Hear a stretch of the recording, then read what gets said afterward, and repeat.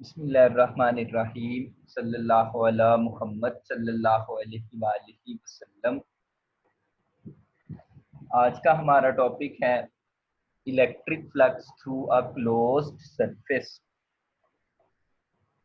इस टॉपिक में हमने क्या करना है, एक क्लोज्ड सरफेस कंसीडर करनी है और उस क्लोज्ड सरफेस का फ्लक्स हमने कैलकुलेट करना है।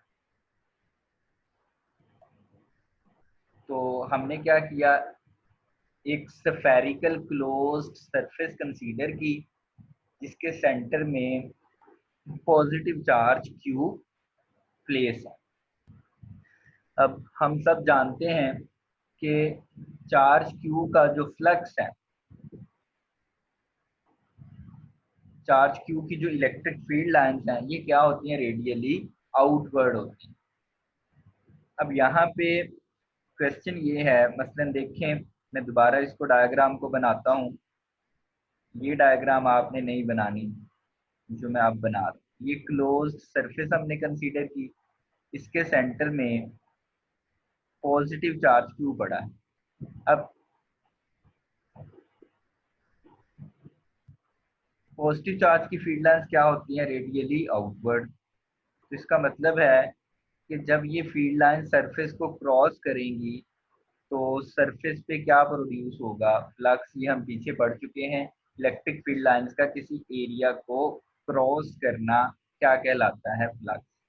अब प्रॉब्लम ये है, ये फ्लक्स हम कैलकुलेट करना चाहते हैं। इसमें प्रॉब्लम ये है कि इन फील्ड लाइंस की तादाद क्या है, बहुत ज्यादा है, इनको हम काउंट नहीं कर सकते। These are infinite lines. तो फिर क्वेश्चन ये कि इस क्लोज्ड सरफेस का फ्लक्स इस चार्ज की वजह से कैसे कैलकुलेट किया जाएगा। तो इसके लिए हम क्या करेंगे, फॉर्मूला बनाएंगे। अब फिर प्रॉब्लम ये आती है कि हम पीछे पढ़ चुके हैं, फ्लक्स को कैलकुलेट करने का फॉर्मूला हम पीछे ऑलरेडी पढ़ चुके हैं। हमने पढ़ा था flux is equal to, electric flux is equal to E dot A. अब प्रॉब्लम इस फार्मूले में प्रॉब्लम ये है कि this is applicable when surface is flat. जब हमारी सरफेस क्या होगी, फ्लैट होगी, तो फिर हम क्या कर सकते हैं, इस तरह की फ्लैट सरफेस होगी, कर्व नहीं होगी, तो फिर इस फार्मूले से फ्लक्स कैलकुलेट किया जा सकता है। अब फिर अगर हम देखें हमारे केस में प्रॉब्लम क्या है कि हमारी जो सरफेस है दैट इज कर्व, ये कर्व शेप सरफेस है, हमने एक स्फीयर कंसीडर किया है, तो इसका मतलब फ्लक्स कैलकुलेट करने के लिए ये वाला फार्मूला डायरेक्ट एप्लीकेबल नहीं है। अच्छा, अब फिर इस प्रॉब्लम को कैसे सॉल्व किया जाएगा, how to calculate flux through this closed curve surface. इस स्फीयर का इस चार्ज की वजह से फ्लक्स कैसे कैलकुलेट किया जाएगा। तो हमने क्या किया, स्फीयर को फ्लैट बनाने के लिए हमने क्या किया, इसके छोटे छोटे पैचेस कर दिए।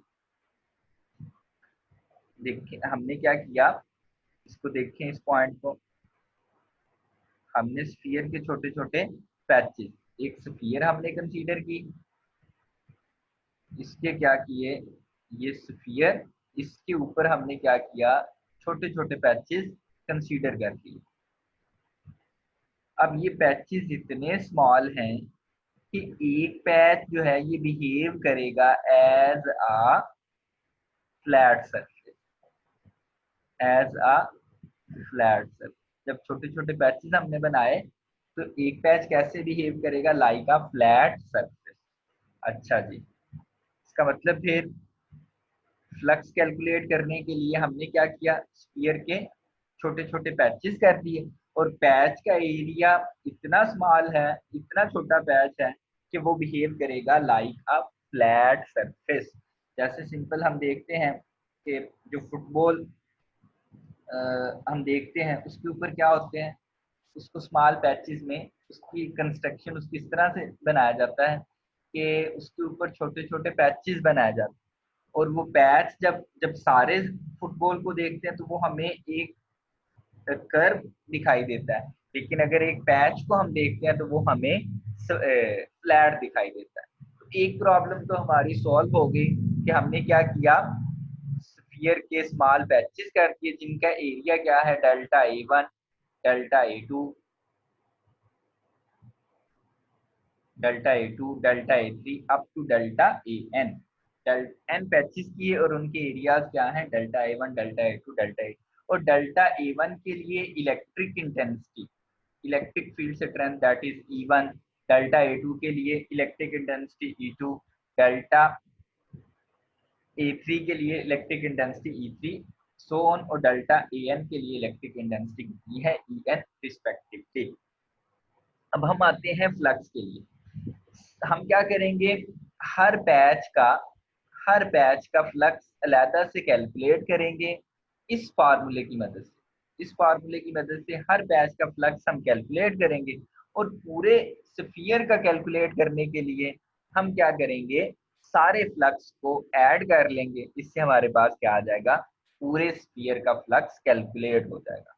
तो देखें ऐसे ही फॉर पैच 1, पहले पैच के लिए फ्लक्स मैंने यही formula phi E one dot delta A1। तो अगर हम ऊपर से वेक्टर खत्म करते हैं तो साथ क्या आ जाएगा कोस थीटा। अब यहाँ पे फिर क्वेश्चन थीटा देखें, पॉइंट समझने वाला। अगर हम देखें तो इसकी फील्ड लाइंस किस तरफ जा रही है, बाहर की तरफ, रेडियली आउटवर्ड। और एरिया की डायरेक्शन भी हमेशा क्या होती है, परपेंडिकुलर टू दी सरफेस। हम पीछे बढ़ चुके हैं, तो इसका मतलब है यहाँ पे ई और डेल्टा ए के दरमियान दोनों की डायरेक्शन एक ही, ई और डेल्टा ए की डायरेक्शन क्या है, एक ही। जब डायरेक्शन दोनों की एक ही तो एंगल कितना बन जाएगा, 0 डिग्री। इसका मतलब अगर हम थीटा की जगह 0 पुट करेंगे, cos 0 क्या होता है 1, हमारे पास फ्लक्स आ गया, पहले पैच का फ्लक्स आ गया E1 डेल्टा A1। सिमिलरली हमने क्या किया, दूसरे बैच का phi E2 is equal to E2 delta A2। और करते जा रहे हैं हम कैलकुलेट, एंड पे हमने आखिरी बैच का कैलकुलेट करना है, तो phi EN is equal to EN delta AN। तो इस तरह से हमने क्या किया, सारे बैचेस के फ्लक्स को कैलकुलेट कर लिया। अब हम टोटल फ्लक्स कैलकुलेट करना चाहते हैं, तो हम सबको क्या करेंगे, phi E1 plus phi E2 plus phi E3 so on up to phi EN। हमने क्या किया, इनको ऐड करना शुरू कर दिया। तो हमने फिर इसके बाद हमने इनकी वैल्यूज पुट की, E1 delta A1 plus E2 delta A2 plus so on EN delta AN। अब यहाँ पे फिर एक और पॉइंट समझने वाला, इस पॉइंट को देखें कि हर पैच के लिए इलेक्ट्रिक इंटेंसिटी की वैल्यू क्या होगी, सेम। ये क्यों सेम होगी, तो देखें इलेक्ट्रिक इंटेंसिटी का फॉर्मूला है is equal to 1/4 pi epsilon naught Q/R²। अब अगर आप गौर करें तो Q भी कांस्टेंट है, ये वाले सारी टर्म भी कांस्टेंट है, और R is the distance of patch from centre of sphere. अब देखिए पैचेस हमने कहाँ पे बनाए हैं, स्फीयर की सरफेस पे, और सरफेस का सेंटर से डिस्टेंस कितना है R। तो इसका मतलब हर पैच के लिए R की वैल्यू क्या हुई, सेम। जब R की वैल्यू सेम हुई तो इसका मतलब हर पैच के लिए E भी क्या होगा, सेम होगा, क्योंकि हर पैच के लिए डिस्टेंस क्या है, सेम। तो फिर हमने लिख दिया E1 is equal to E2 is equal to EN is equal to E। सारे सेम है तो हम एक ही नाम रख लेते हैं। अब E1 की जगह भी हमने E पुट कर दिया, E2 की जगह भी E पुट कर दिया, और EN की जगह भी E कॉमन आ गया।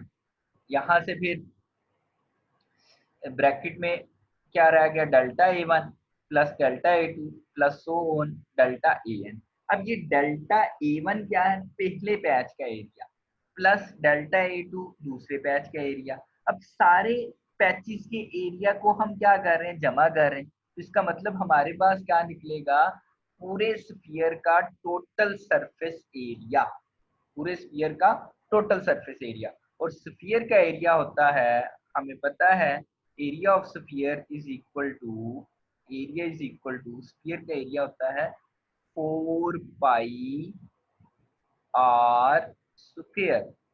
तो ये वैल्यू हमने ई की जगह इसकी वैल्यू पुट कर दी 1/4 pi epsilon naught Q over R square, और एरिया की जगह हमने एरिया की वैल्यू पुट कर दी 4 पाई आर स्क्वायर।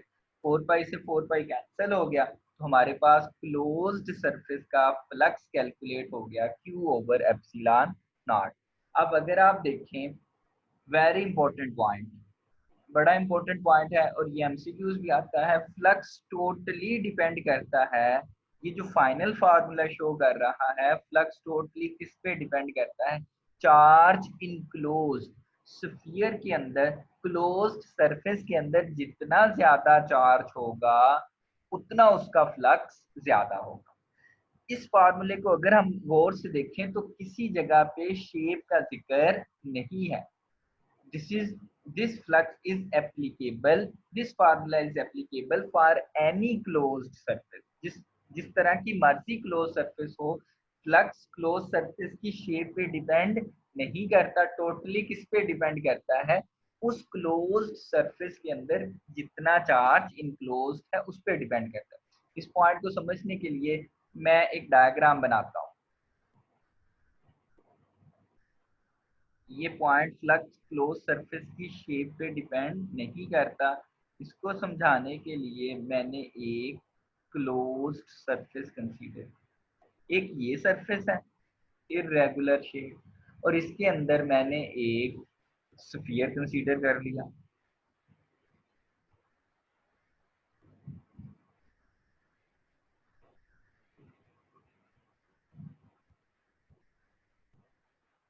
अब इसके सेंटर में पड़ा हुआ है चार्ज क्यू। इसकी फील्ड लाइंस क्या कर रहे हैं? रेडियली आउटवर्ड जा रही हैं। अब देखें, गौर करें तो जितनी फील्ड लाइंस स्फीयर में से गुजरेगी, जो फील्ड लाइन स्फीयर में से गुजरेगी वो इर्रेगुलर सरफेस में से भी गुजरेगी। तो इसका मतलब है दोनों का फ्लक्स क्या हुआ? सेम, क्योंकि दोनों के सेंटर में चार्ज की क्वांटिटी क्या है? सेम।